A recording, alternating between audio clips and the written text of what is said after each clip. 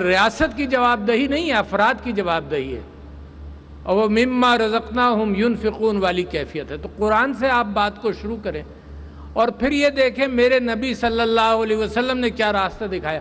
اچھا، مجھے آج زیادہ ہی تکلیف ہے مختلف وجوہات کی وجہ سے، اور آج اخبار کے اندر بھی ایک میں نے مضمون پڑھا کہ کسی نے یہ لکھا، کسی پڑھے لکھے آدمی نے یہ لکھا کہ یہ کیا ہو گیا ہے کہ پاکستان کے اندر ماضی سے سلسلہ جوڑتے ہیں اور یہ سب بیکار ہے۔ تو یہ کیسے بیکار ہے میرے لیے؟ میں نے تو سب ماضی سے سیکھا ہے، میں نے اپنے بزرگوں سے سیکھا ہے، اپنے ماں باپ سے سیکھا ہے، جو ماضی میں لوگوں نے علم کا ذخیرہ کیا تھا، میں اس کا طالب علم ہوں۔ آپ سب نے ایک ایک قدم اٹھایا ہے ماضی کی بنیاد پر۔ اگر ماضی نہ ہو تو میرا مستقبل کوئی نہیں، آج بھی کوئی نہیں، آج بنتا ماضی سے ہے۔ تو وہ مضمون سے بھی مجھ کو تکلیف ہوئی، تو لہذا میں آپ کے سامنے رکھنا چاہتا ہوں کہ قرآن سے بات شروع کریں اور میرے نبی صلی اللہ علیہ وسلم کے اسوہ حسنہ پر آئیں۔ اور ایک کتاب آج کل میں پڑھ رہا ہوں، دا نیرو کوریڈور، جس کا مصنف ہے احمد دوگلو اور رابنسن، اور وہ ایک ہابز ایک فلسفی تھا، اس نے کہا کہ ایک لیویاتھن ہے، جو ریاست ہے وہ ایک بہت بڑا دیو ہے، اگر وہ اچھی رہے تو بہت اچھا، اگر وہ ظالم ہو تو بہت نقصان دہ، اور اگر نہ ہو تو انارکی کے اندر کوئی کسی کی چیز محفوظ نہیں۔ تو اس کتاب کے اندر اس نے ایک بات لکھی تاریخ کے اعتبار سے، اور انہوں نے کہا کہ عرب کے اندر جب اسلام آیا تو سب سے بڑی چیز جو اس معاشرے سے نکلی، اور اس نے مسلمان مورخین کو بھی کوٹ کیا اور مقدمے کا ذکر کیا، اور اس نے کہا کہ سب سے جو طاقتور چیز نکلی کہ ان بدوؤں کے درمیان ایک محبت کا اور اخوت کا رشتہ تھا، اور ایک دوسرے کے لیے گھر اور اپنا سب کچھ حاضر رکھتے تھے، سفر کر کے کوئی آئے اس کی خاطر کرتے تھے، اپنے ہاتھ سے خالی کرتے تھے۔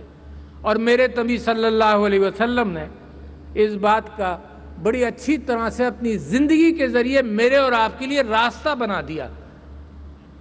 ایک دن صحابہ کے درمیان بیٹھے ہوئے تھے تو قرآن کی آیت نازل ہوئی، اور میرے نبی صلی اللہ علیہ وسلم نے کہا کہ کون ہے یہ؟ اس بات سے میں جوڑ رہا ہوں کہ آپ کا جس غریب آدمی کو آپ قرض دیتے ہیں وہ بھی آپ کو قرض دینے کے لیے تیار ہے۔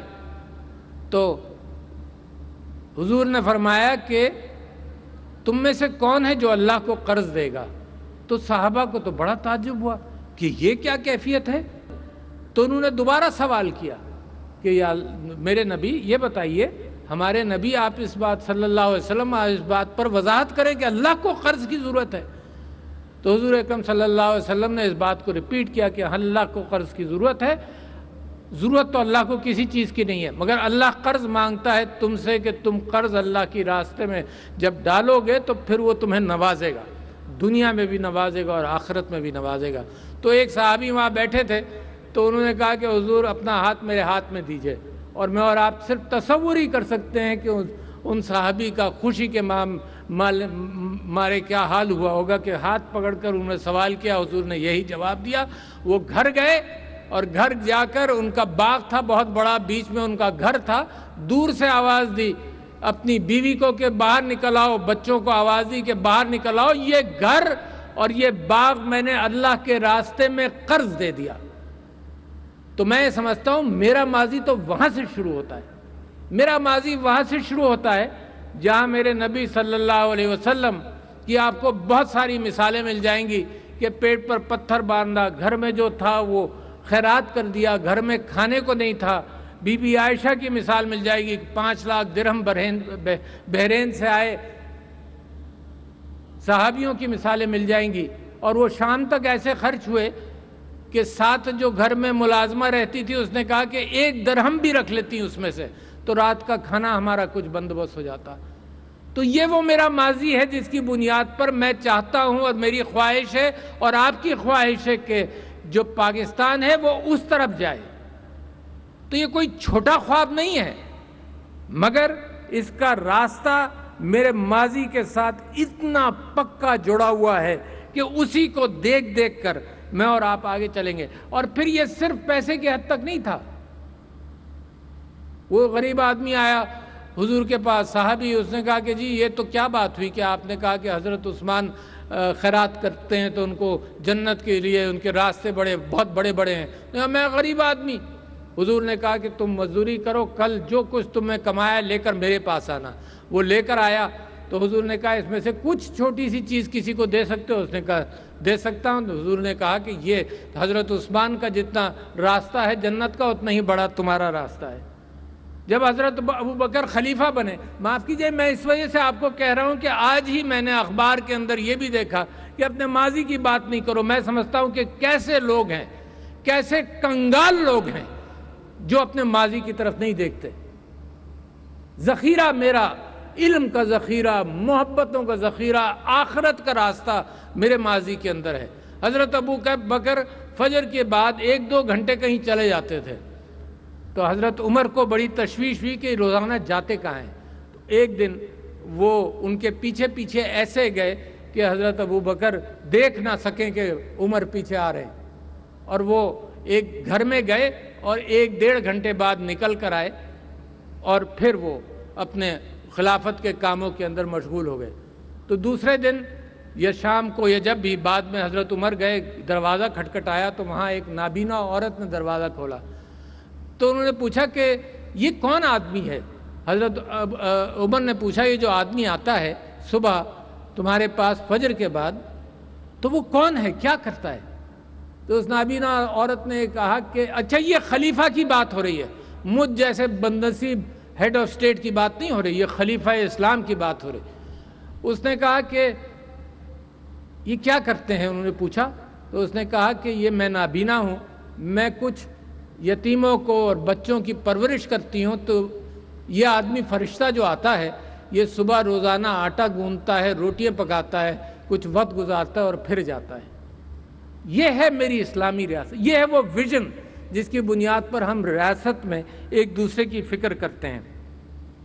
اور آپ یہ دیکھیے کہ اب آپ آج کے دن آ جائیں، آج کے دن آ جائیے تو ہم خواب یہی دیکھتے ہیں کہ اگر آپ چائنا کی طرف دیکھیں یا ان ممالک کی طرف دیکھیں جنہوں نے اپنے ہاں پاورٹی ایلیویشن کی ہے، تو انہوں نے 2 چیزوں پر توجہ دی۔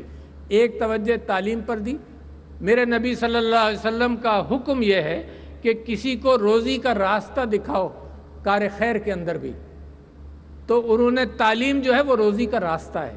اور یہ جو قرض دیتے ہیں اخوت فاؤنڈیشن، یہ وہ روزی کا راستہ دیتے ہیں کہ روزی کما سکیں، یہ ڈیپینڈنٹ نہیں بنا رہے۔ اور چائنا نے اگر اتنی بڑی ترقی کی ہے کہ ہنڈریڈز آف ملین لوگوں کو اس نے پاورٹی سے نکالا ہے، تو وہ اسی بنیاد پر کہ تعلیم دی ہے تاکہ لوگ اپنی روزی تلاش کریں، اور اس کے ساتھ ساتھ یہ مائکرو فائنانس وغیرہ کا بھی اہتمام کیا ہے اور ہیلتھ کا اہتمام کیا ہے۔ تو دیکھو غریب لوگ ہیں ہم، قرضے مانگ مانگ کر بوجھ تلے دبے ہوئے ہیں ہم، مگر جب کووڈ کی بات آئی تو آپ جیسے مخیر لوگوں نے مل کر بڑا اہتمام کیا، فکر کی۔ اگر غریب کی اور لوگوں کی انسان جس کے ساتھ ریاست کا معاہدہ ہے، ریاست کا معاہدہ اشرافیہ کے ساتھ نہیں ہے، ریاست کا معاہدہ ہر اس کمزور طبقے سے کے ساتھ ہے جو ریاست پاکستان کی ریاست میں رہتا ہے۔ اس معاہدے کو آپ نے پورا کیا۔ گورنر صاحب یہ فرما رہے تھے کہ جی یہاں پر کووڈ کے دوران جو کچھ بھی کیا تو اس میں یہاں کے حالات خراب نہیں ہوئے۔ تو یہ جناب علی جو نمازیں پڑھی آپ نے، جو نمازیں نہیں روکیں، جو علماء نے کام کیا، جو آپ لوگوں نے ڈسپلن دکھایا، تو آپ وہ ریاستیں جن کے پاس مال و دولت خوب تھا وہ آج تک بھگت رہی ہیں اس بیماری کو، اور آپ کے پاس کچھ بھی نہیں تھا سوائے ایک اچھے دل کے، سوائے اس بات کے کہ احساس پروگرام کے ذریعے 12,000 آپ نے نیچے بانٹا۔ آپ نے نمازیں نہیں روکیں۔ لوگ کہتے تھے کہ آپ کیسے صدر ہیں، کیسے مسلمان ہیں، آپ ان سے زیادہ بڑے مسلمان ہیں۔ پاکستان کے وہ دنیا کے سارے ممالک میں نمازیں بند ہو گئی ہیں، تو آپ ان سے زیادہ پکے مسلمان ہیں۔ تو میرا خیال یہ ہے کہ اللہ تعالیٰ سبحانہ و تعالیٰ کو آپ کی یہی چیزیں پسند آئیں۔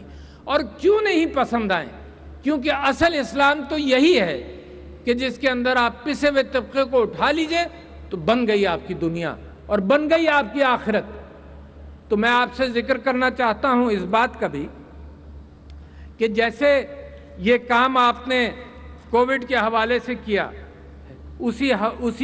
اسی کے اندر آپ اس بات کو بھی دیکھیے کہ یہ ملک اب ایک راستے پر چل رہا ہے۔ یہ روزانہ کی چپکلشیں، روزانہ کی لڑائیوں کو آپ بھول جائیں، ریاست کی بات کریں، سیاست کی نہیں۔ ریاست جو ہے وہ ہے پاکستان، ریاست جو ہے وہ جو علامہ اقبال کے خوابوں کی بنیاد پر جو یہاں مدفون ہے، علامہ اقبال کی خوابوں کے بنیاد پر، ریاست مدینہ کے راستے پر، قائد اعظم کے وعدوں کی بنیاد پر آیا۔ تو دو طبقات کا میں یہاں ذکر کر اپنی بات ختم کروں گا، ان کو مت بھولیے۔ قائد اعظم نے بھی کہا کہ اگر تم اپنی عورتوں کو اپنی معیشت کے اندر شامل نہیں کرو گے تو کوئی قوم ترقی نہیں کرے گی۔ تو لہٰذا میں آپ سے گزارش کرتا ہوں، یہ پرنسپل احساس کے اندر استعمال کیا ہم نے، برکت آئی۔ احساس کے اندر کیا اصول استعمال کیا کہ قرضہ خواتین کو زیادہ دیا گیا، اور خواتین کو ہیڈ آف دا فیملی سمجھ کر قرضہ دیا گیا، اس بنیاد پر کہ ہم نے یہ دیکھا، خواتین یہاں بیٹھی ہیں، کہ خواتین مردوں کے مقابلے میں زیادہ ریلائبل ہیں۔ تالیاں تو بجانی چاہیے نا آپ کو اپنے لیے، اور یہ اینکر ہیں معاشرے کی۔ تو ایک تو خواتین کو مین سٹریم آف معیشت میں لانا ہے، ایک دوسرے افراد باہم معذوری جو ڈسیبلڈ ہیں وہ بھی پاکستان کے اندر 10 سے 15% ہیں، تو ان کو بھی مت بھولیے۔ اگر پورے معاشرے کے اندر 3-4 ڈسیبلٹیز ہوتی ہیں، یہ ڈیفرنٹ ایبلٹیز ہوتی ہیں، اس کے اندر میں آپ کو مثال دیتا ہوں، جو آدمی بینائی سے معذور ہے اس کی عقل مجھ جیسی یقیناً ہے، مجھ سے زیادہ ہی ہوگی پوری۔ جو آدمی سماعت سے محروم ہے اس کی بھی عقل پوری ہے، مجھ سے بہتر ہی ہوگی۔ جو آدمی فزیکلی معذور ہے اس کی بھی عقل پوری ہوگی۔ ان لوگوں سے کیوں ہم معاشرے کے اندر کام نہیں لے پاتے؟ ان کو کیوں ہم سکلز نہیں دے پاتے؟ یہ 10% لوگوں کو گھروں میں کیوں چھوڑ دیا ہم نے؟ تو لہٰذا آپ یہ یاد رکھیے کہ یہ پاکستان کا بڑا روشن مستقبل ہے۔ میرا ایمان ہے کہ پاکستان کا بڑا روشن مستقبل ہے، اور میں سمجھتا ہوں کہ اس پاکستان کا روشن مستقبل ہے جس کے اندر آپ اپنے ساتھ غریبوں کو اٹھاتے ہیں۔ اور آخر میں صرف یہ بتا دوں کہ پچھلے 2-3 مہینوں میں ذکر بھی کرتا رہا ہوں اور کروں گا، کیونکہ یہ ایسے ہی میں تو سمجھتا ہوں کہ وہ دعائیں جو میں اللہ تعالیٰ سے کرتا ہوں اسی کا اثر ہوتا ہے۔ اور تو میں ایک دعا کرتا تھا کہ یا اللہ تو پاکستان کو مضبوط ترین ملک بنا دنیا کا۔ تو اب میں نے 3-4 مہینے سے صرف یہ دیکھ کر کہ اللہ تعالیٰ کا تعلق اس قوم کے ساتھ کووڈ کے زمانے میں اتنا اچھا رہا، یقیناً کوئی اچھا کام کیا ہوگا، تو میں نے یہ جسارت کی ہے کہ اس دعا کے اندر ایک سینٹنس اور ڈال دوں اور اللہ میری بات پوری کرے کہ یا اللہ تو اس پاکستان کو مضبوط ترین ملک بنا دے۔ اور وہ بھی یہ ساتھ یہ کرتا ہوں کہ میں یہ نہیں چاہتا کہ میری زندگی لمبی ہو، میں چاہتا ہوں پاکستان جلدی اس جگہ پر آ جائے۔ میں اللہ سے دعا کرتا ہوں کہ یہ میری دعا میری زندگی میں پوری کر دے۔ تو خواتین و حضرات، میں سمجھتا ہوں اتنا خوبصورت راستہ ہے یہ، اور اتنا خوبصورت ملک بنتا جا رہا ہے کہ اللہ اس کے اوپر اپنی مدد جاری رکھے، میرے نبی کا اس کے اوپر سایہ رہے۔ یقیناً جتنے اچھے اقدار کو لے کر ثاقب صاحب آپ چلے ہیں، آپ کو مبارکباد دیتا ہوں۔ جتنے مخیر حضرات ہیں انہوں نے اللہ کو قرضہ دیا ہے، اللہ کی اپنی زبان کے اندر، اللہ ان کو واپس بھی کرے گا، اور اسی طرح سے یہ قوم ایسی بنے گی کہ ہمیں فخر ہوگا کہتے ہوئے، اور ایمان ہوگا کہ پاکستان پائندہ باد۔ شکریہ، السلام علیکم۔ صدر مملکہ ڈاکٹر عارف علوی لاہور میں اخوت فاؤنڈیشن کی تقریب سے خطاب کر رہے تھے۔ انہوں نے کہا کہ اشرافیہ کی لوٹ مار کی وجہ سے ملک غریب سے غریب تر ہوتا چلا گیا۔ قرآن کریم بھی مستحقین کی مدد کرنے کی تلقین کرتا ہے۔ آئیں ریاست کی بات کریں، سیاست کی نہیں۔